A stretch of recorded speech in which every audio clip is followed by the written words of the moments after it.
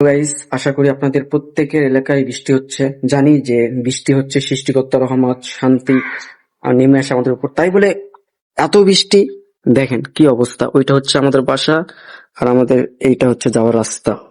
কারণ কেমনে যাবো, ফার্স্ট অফ অল হচ্ছে জুতা খুলতে হবে। জুতা নিলাম হাতে।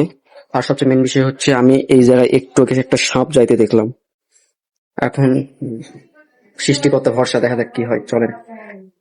ও ভাই, কি অবস্থা। আর দেখেন এই জায়গায় মানুষ কি করছে, মাছ ধরার জন্য জাল টাঙিয়ে দিছে। হ্যাঁ, এই যে সাপটা এই জায়গায় ছিল, তো ভয়ে ভয়ে যাইতেছি।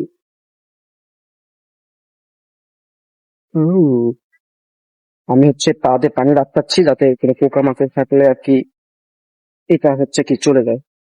দেখেন কতদূর পানি গাইস। ও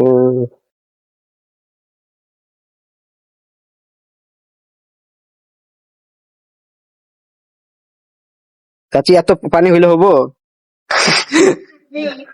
কি এক অবস্থা, সাপ টাপ শুনে কি আছে। আর আপনাদের কার কার এলাকায় একই অবস্থা এটাও জানান। এই দেখেন পুরা কি অবস্থা, পুরো রাস্তা। আপনাদের কার কার এলাকায় বাড়ি ঘর ধরনকে এরকম পানির মতো অবস্থা তোলাই গেছে, তারা কমেন্টে জানান।